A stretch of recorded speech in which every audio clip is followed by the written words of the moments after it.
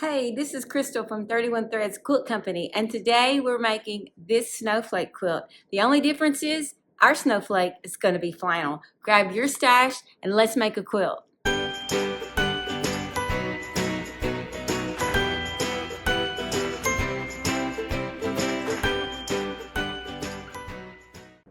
Hello and welcome back to my channel. A couple of months ago I shared with you in an update video that I was working on this snowflake quilt with a couple of friends of mine. We were doing it as a sew along, and I'll show you just in a minute how we divided that up and what our plan was.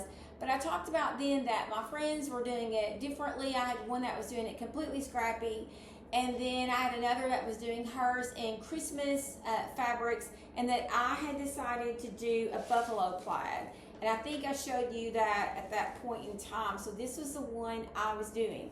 Now, when we started the sew along, we actually divided it up, or I divided it up into 8 quadrants. And I don't know how well you can see this, but I just divided it down the middle and then 8 quadrants. That was the easiest way for me to do it, and I was going to do 1 quadrant a month and be done in 8 months.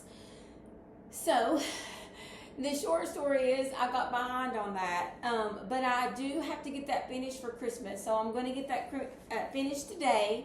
And I wanted just to kind of walk you through the process of how to do this quilt.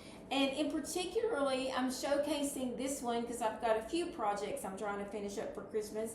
But I'm showcasing this one because the buffalo plaid is done in quilting cottons, and the snowflake I'm actually doing in flannel. So I want to talk to you a little bit today about mixing flannels with cottons, what that means, how to do that and make that work, because I've had a couple of questions on that in the past when I've shown some things on some shorts that I put out on my channel. Just you know, what's involved with mixing flannel and cotton. So I just want to talk about that today. First, let's talk about what you need to make this quilt. Obviously, you need your fabric, and whatever fabric choice you choose. You can get the pattern if you want. I'm just going to go ahead and confess that I did not purchase a pattern. I just kind of eyeballed it, not telling you not to buy the pattern. If you're a new or inexperienced quilter, get the pattern. And then really you don't need any special tools to do this quilt. It's pretty straightforward. You only have just regular square blocks that you're putting together, which you can chain piece, and we'll talk about that today. And then the only other thing that's involved in this is some half square triangles, as you'll see. So really just regular blocks, all the same size, whatever size you decide to make them, and then half square triangles. Now, you don't need anything special to do a half square triangle. I'm going to show you just a couple of tools that make it easier for me, and you can decide for yourself if that's something you want to invest in. You're going to need, of course, your cutting mat, your rotary cutter, a ruler for cutting your fabric. But these are a couple of things I use for half square triangles.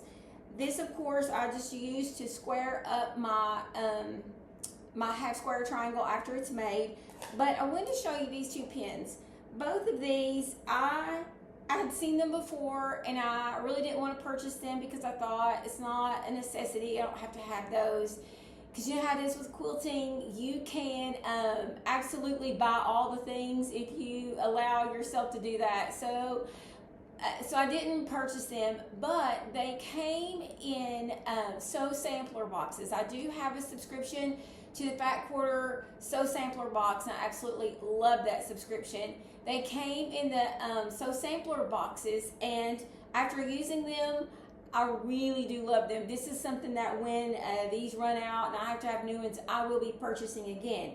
So the difference in between these, this one is air erasing. It's by Sew Line. It's air erasing. When you mark with this pen, it will fade after so many hours. Or, and you know, I should have found out before I started making this. I will post it in the notes at the bottom because I'm going to look it up. I don't remember exactly how long it is before it erases, but you don't have to do anything to make this one erase. It will erase all on its own when the time has passed. So this is better if you don't want something erased right away if you want to leave it for a while, if you need the lines to stay for a while, this would be a great option. This one, however, this is a friction one, and it will, I'm going to turn my iron on so you can see this one at work. This one will erase immediately with heat. And so, this is what I do when I'm using this. If I'm making a half square triangle, I've got my fabric down, and of course 2 pieces right side together, and I'm ready to mark that off for my half square triangle. So here's another little handy dandy thing. Literally, you can pick this up for a couple of bucks online. Doesn't cost hardly anything. I bought this one in a local quilting store, paid less than $5 for it. Do you have to have it? No, but it's so handy for making half square triangles. You have the line down the center where you will be it'll be your cut line, and then you have the 2 sides that you mark with. So when you are marking your half square triangle, you just place that right in the center like that. This one you would mark down the side with this pen. Mark down both sides where you're going to sew.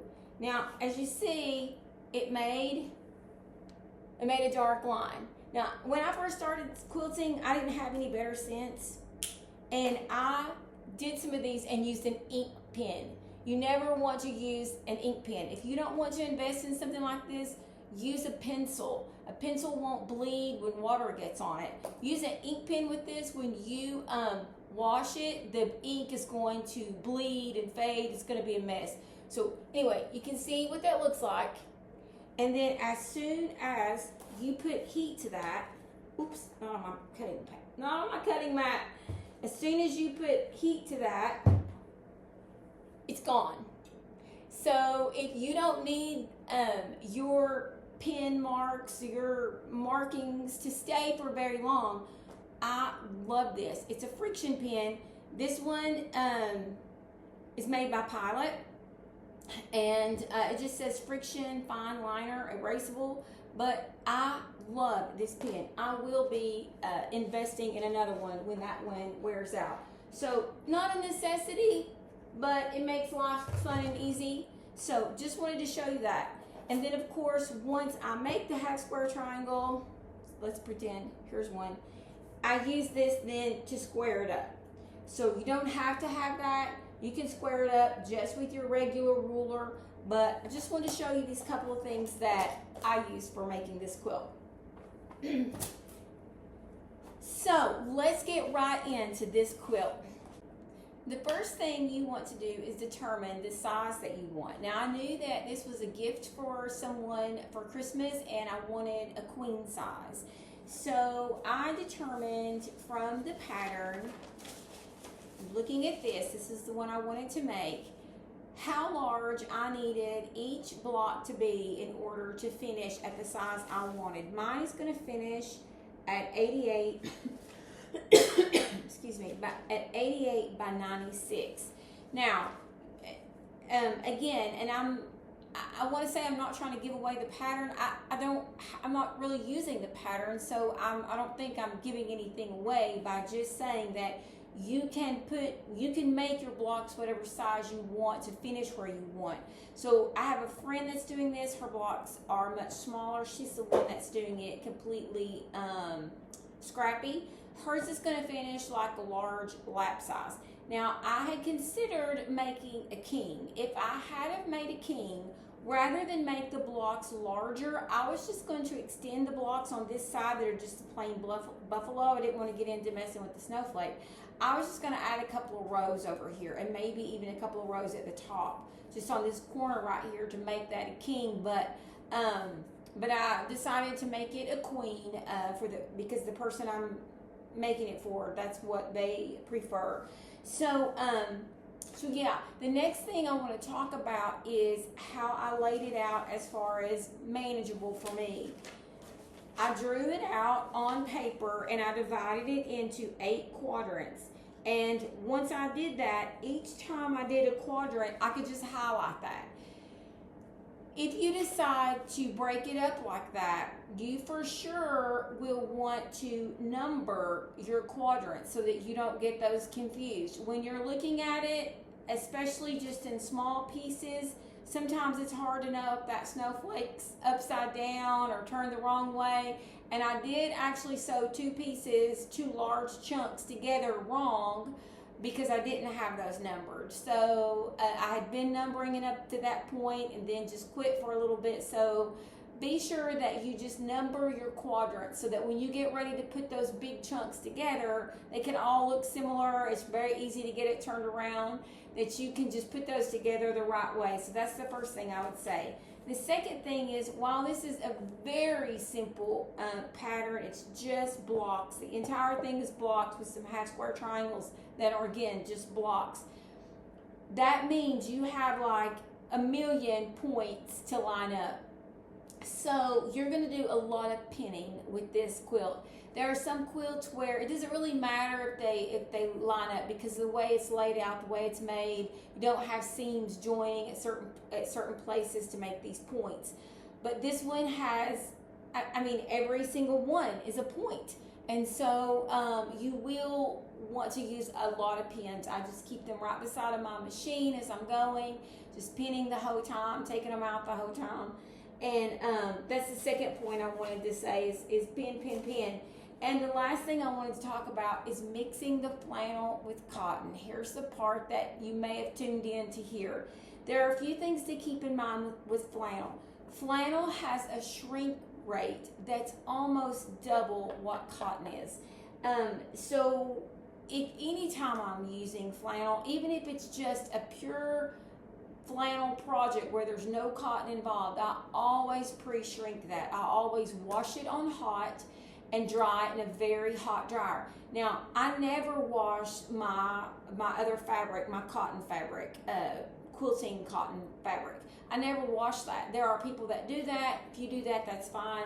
I ain't got time for that. So I never wash it, and I'm not even a starcher. I know there are some people that starch everything. I don't want to take the time to do that. I'm sure there are some pros to that, and I've heard them all, and I think they're great, but I just don't want to take the time to do that if I'm 100% honest with you.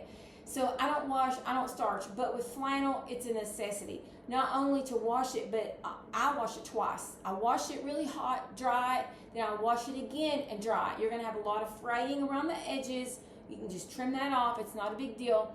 And then you will want to saturate it with starch. I don't mean just spray a little bit, I mean saturate it with starch. Otherwise, it is so incredibly hard to work with, so flimsy.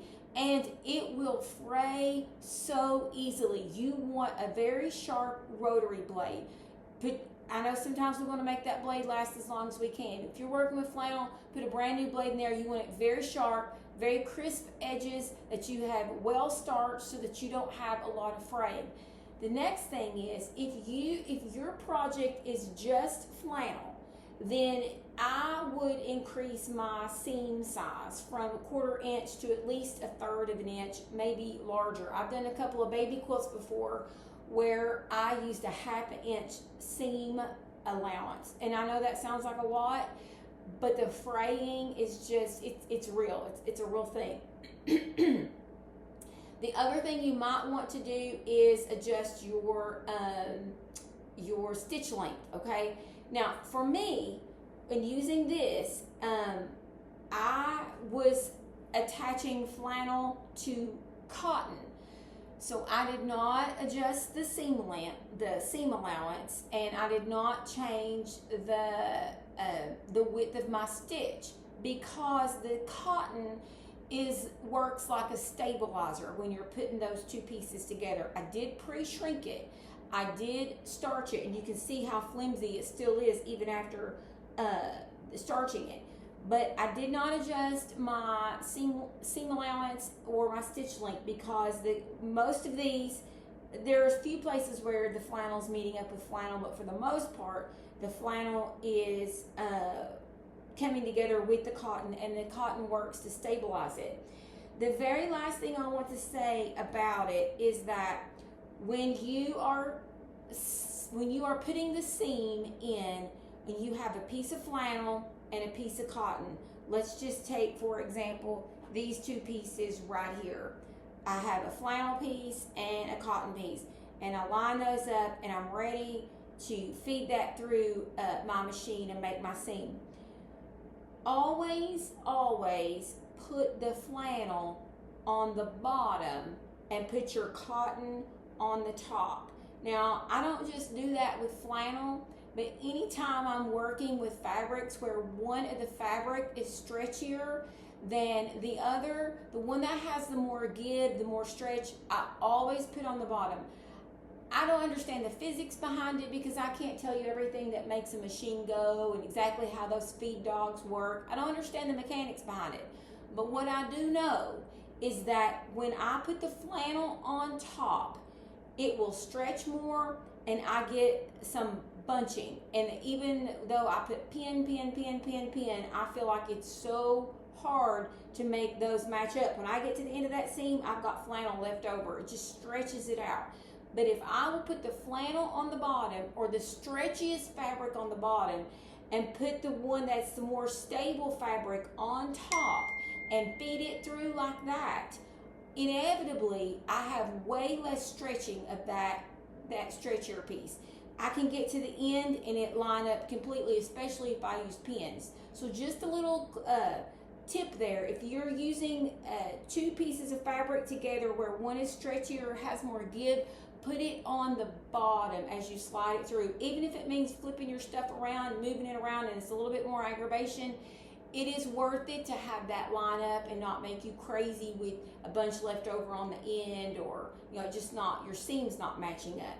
So that's the next thing I wanted to talk about with flannel. Use more pins also when working with flannel.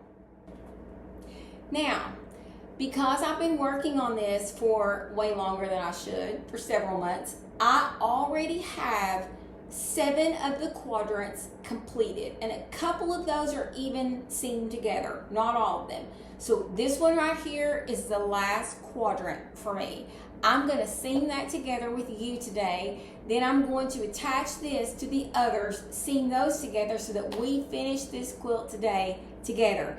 So I have this one laid out. This is the bottom right-hand corner of the quilt, and it's quite large. It fits in this way in my camera, but it goes completely off. So it's actually very large. It's gonna be a big quilt. I'm gonna sew this in rows this way, and then I'm gonna sew the rows together. Now, the next thing I wanted to say, and this is the last thing before I start sewing, I promise, is that when I marked this off, I marked it off, each quadrant had 6 rows, and I did that. They were even, that way I could strip piece in rows of 3. So for the buffalo plaid, I would take here's a piece.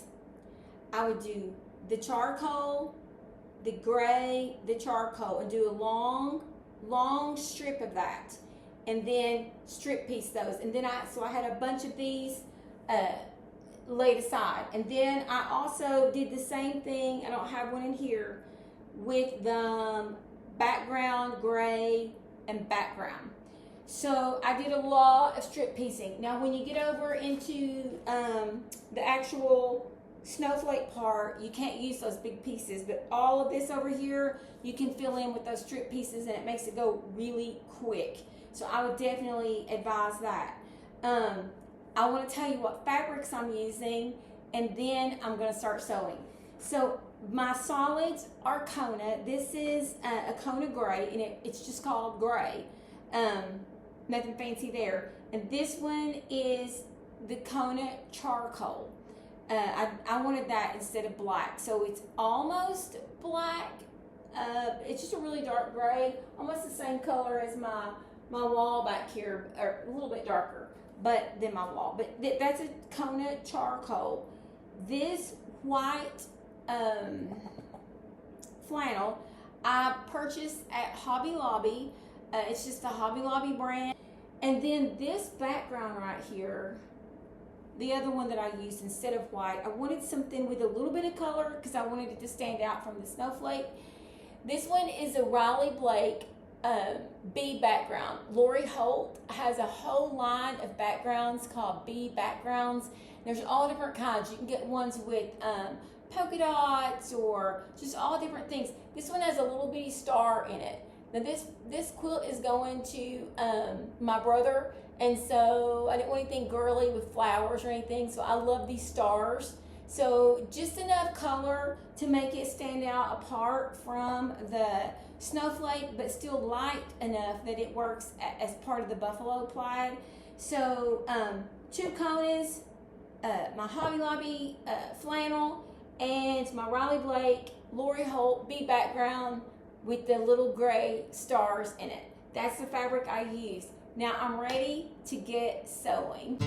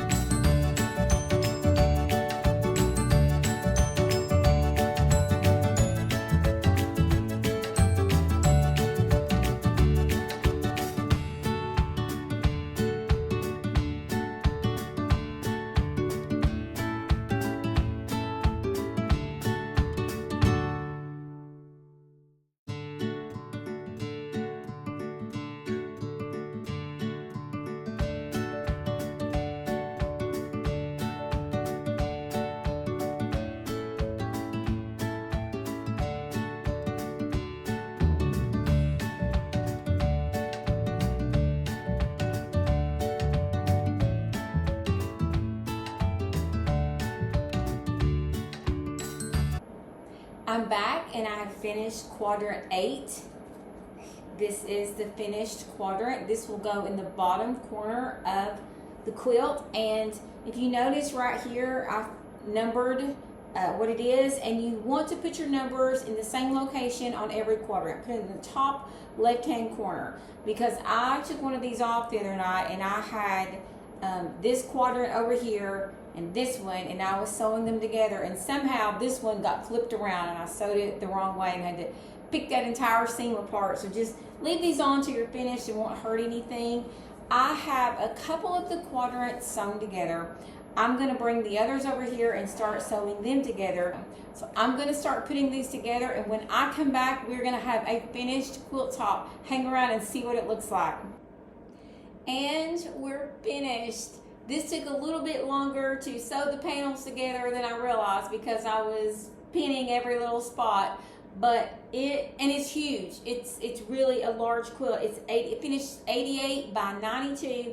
I'm not going to be able to get it all in the frame, but I'm going to try to hold it up and let you see as much as possible. You can see the snowflake is really large.